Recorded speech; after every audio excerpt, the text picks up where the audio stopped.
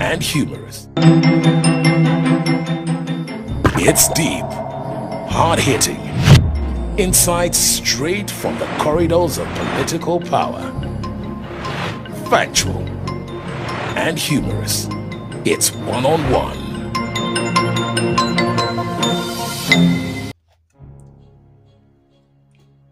Tulipokuwa wengine bado tunajipanguza ile uchungu ambayo tulipata pale, au kupigwa, kuporwa nini, na wengine wamepigwa masasi, tunaomboleza. Mzee ndio huyo amesema sitakaa Amerika na watu wangu wanaangamia. Ameland yako area now.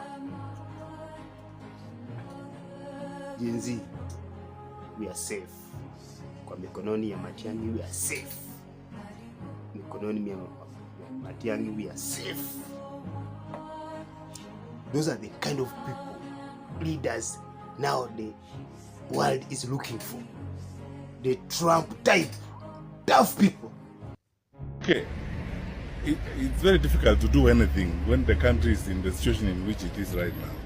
And I have been observing what has been going on in the country since morning. Like many of us who are interested in what's happening in the country. And quite frankly, it's very painful and very unfortunate to see, what is going on in the country, because I don't think there's someone around who thinks we should be living like this every day.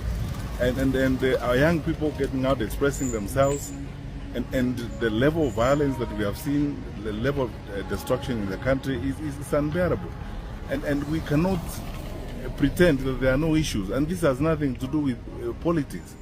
Whatever side of the political divide you belong to, these issues need to be addressed. I keep asking this question: how many lives are we going to lose before we start listening and reasoning with each other? Because what is being asked here really is attention, and then to ensure that we work in an inclusive manner to address the challenges that we face. And we cannot pretend that the challenges don't exist, and then we live as if those who are raising questions, or those who are on the streets, like our young active Kenyans, are just doing it for any other reasons except trying to address the real issues that they deal with on a day-to-day basis.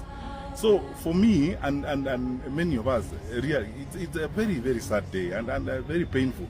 If we were a little more open and more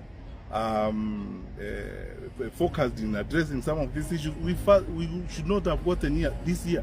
Because when this happened last year, there are promises that were made that were never fulfilled. Personally, I've been thinking, actually, and maybe I'll speak about this some more when I get out and start having conversations with people.